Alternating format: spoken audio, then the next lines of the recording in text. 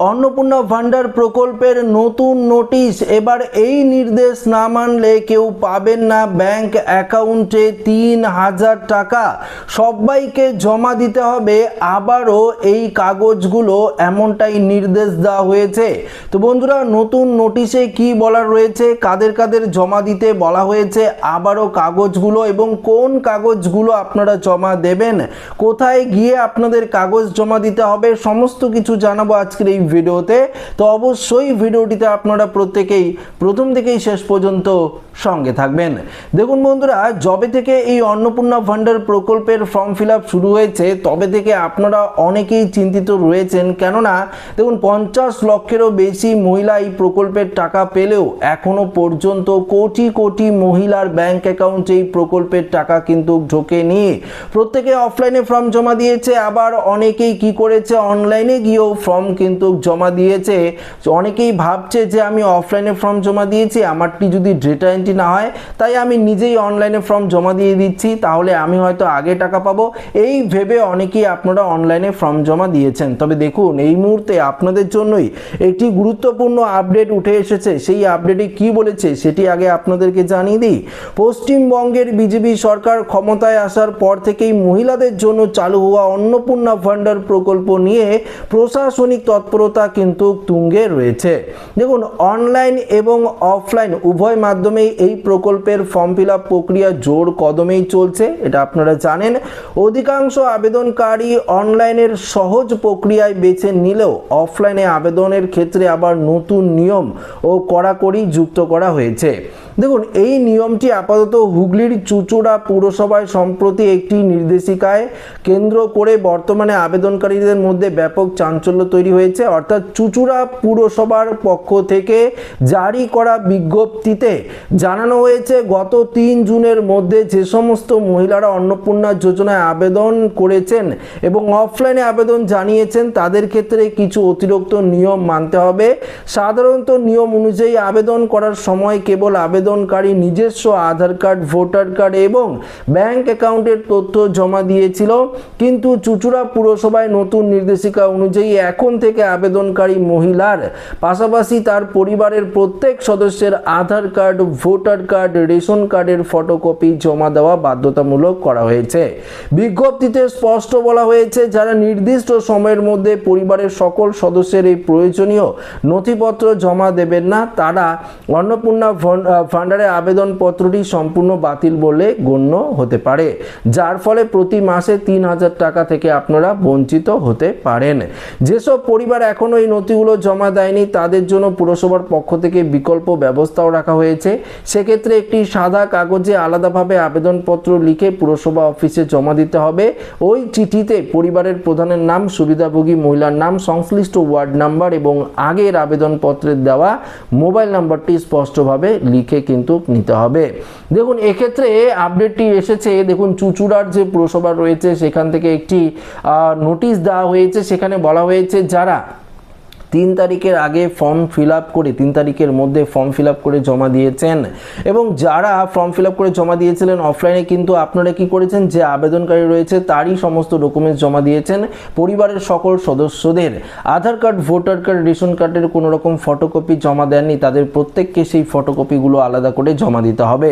এটি হুগলির ক্ষেত্রে বলছি। দেখুন, চুঁচুড়ার ক্ষেত্রে বলছি, এই নিয়মটি আস্তে আস্তে দেখুন আমাদের পশ্চিমবঙ্গের সমস্ত জায়গায়, হয়তো প্রত্যেকটি ব্লকে ব্লকে, পঞ্চায়েত অফিসে, সমস্ত জায়গায় কিন্তু হয়তো এই নিয়মটি জারি হচ্ছে। দেখুন, আমি আজকেই একজন অঙ্গনওয়াড়ি কর্মীর কাছ থেকে শুনলাম, সে পরিষ্কারভাবে বলে দিল যে আবারও নাকি নতুন করে ডকুমেন্টস সাবমিট করতে হচ্ছে বা নতুন করে ডকুমেন্টস জমা দিতে হবে। এই কথাটি তার কাছ থেকে আমি শুনলাম, তাই আমার মনে হলো যে এই নিয়ে দেখি কোনো রকম আপডেট রয়েছে কিনা। তাই আমি বিভিন্ন জায়গায়, গুগল থেকে শুরু করে বিভিন্ন জায়গায় এই নিয়ে সঠিক ইনফরমেশন খোঁজা শুরু করলাম এবং এই যে আপডেটটি হুগলির ক্ষেত্রে এসেছে, নতুন নোটিশ, সেই নোটিশটি আমার কাছে আসলো এবং আমি ভাবলাম আপনাদের সামনে নোটিশটি উপস্থাপন করে দেই। কেননা প্রচুর পরিমাণে লক্ষ লক্ষ মহিলা আপনারা ফর্ম জমা করেছেন কিন্তু এখনো পর্যন্ত আপনারা অ্যাকাউন্টে টাকা পাননি। অনেকেই কি করেছেন, পরিবারের প্রধানের ডকুমেন্টস জমা দিয়েছেন এবং যে অন্নপূর্ণা ভান্ডারের যোগ্য তারই আপনারা ডকুমেন্টস জমা দিয়েছেন, তাছাড়া অন্যান্য সদস্যদের ডকুমেন্টস আপনারা জমা দেননি। কিন্তু দেখুন, অনলাইনে যদি আপনারা ফর্ম ফিল আপ করতে যান তাহলে দেখবেন যেই সদস্যদের নাম আপনারা লিখছেন প্রত্যেকের এই ভোটার কার্ড আধার কার্ড অবশ্যই কিন্তু আপলোড করতে হচ্ছে 200 কেবির মধ্যে, 50 থেকে 200 কেবির মধ্যে। কিন্তু দেখুন যারা শিশু রয়েছে বা যাদের ভোটার কার্ড হয়নি সেক্ষেত্রে তারা কি করছে, তারা তাদের যাদের আধার কার্ড রয়েছে সেগুলোই তারা আপলোড করে দিচ্ছেন, তাই তো? এমনটাই তো অনলাইনে হচ্ছে।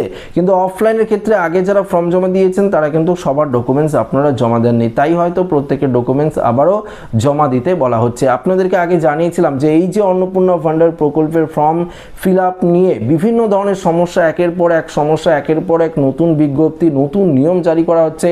কখনো তো রাজ্য সরকার বলেছিল যে যারা যারা লক্ষ্মীর ভান্ডার টাকা পেতেন তাদের অটোমেটিক অন্নপূর্ণা ভান্ডার ট্রান্সফার করে দেওয়া হবে। দেখুন ফর্ম ফিল আপ শুরু হয়ে গেছে, আবার নতুন করে আপনাদের ফর্ম ফিল আপ করতে হচ্ছে। আবারও গোটা পশ্চিমবঙ্গ জুড়ে এই নিয়ে একটা অন্যরকম পরিস্থিতি তৈরি হয়েছে। অনেক মহিলারা ভাবছে আদৌ কি এই প্রকল্পের টাকা আমরা পাবো, আদৌ কি এই প্রকল্পের টাকা আমার ঢুকবে।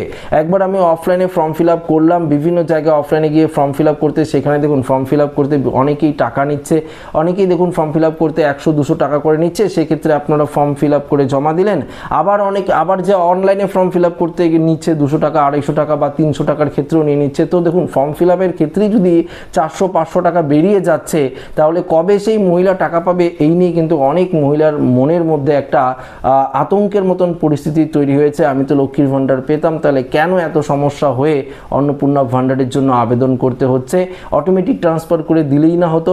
এই নিয়ে কিন্তু অনেকেই কোশ্চেন করছে। এটা কিন্তু আমার মত নয়, এটা অনেকেই কোশ্চেন করছে, যেগুলো আপনাদের সামনে আমি উপস্থাপন করলাম। কিন্তু দেখুন আপনারা যদি অফলাইনে ফর্ম জমা দিয়ে থাকেন তাহলে অনলাইনে আবেদন করার কোনো প্রয়োজন নেই।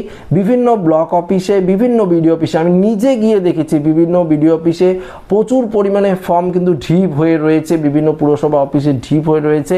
সেগুলো তো তারা ডেটা এন্ট্রি করতে তো আপনি দেখুন একজনের পক্ষে এতগুলো তো সম্ভব না, প্রচুর পরিমাণে ডেটা এন্ট্রির লোক নিয়োগ করা হয়েছে, তারা সমস্ত ডেটা এন্ট্রি করছে। তো সময় তো লাগবে, আপনাদের তো সময় দিতে হবে তাদেরকে।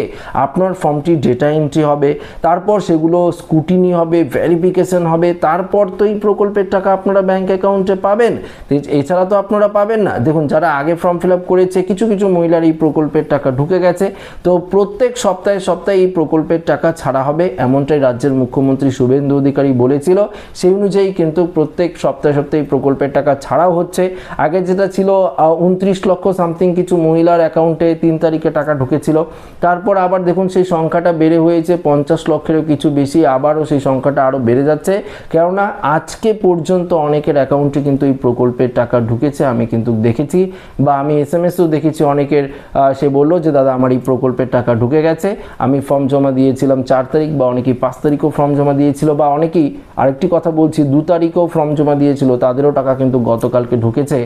সে SMS এসেছে এবং আমি সেটি কিন্তু জানতে পেরেছি। তাই গতকালকে আমি এই নিয়ে ভিডিও দিয়েছিলাম যে একজন মহিলার ব্যাংক অ্যাকাউন্টে 3000 টাকা ঢুকেছে, সে নিয়ে কিন্তু আমি ভিডিও আপনাদেরকে দিয়েছিলাম। তাই আপনারা অযথা আতঙ্কিত হবেন না।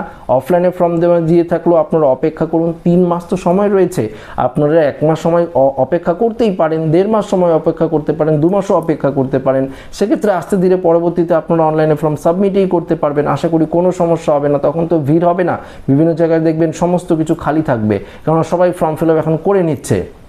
তো আপনাদেরকে একদম ধৈর্য সহকারে থাকতে হবে।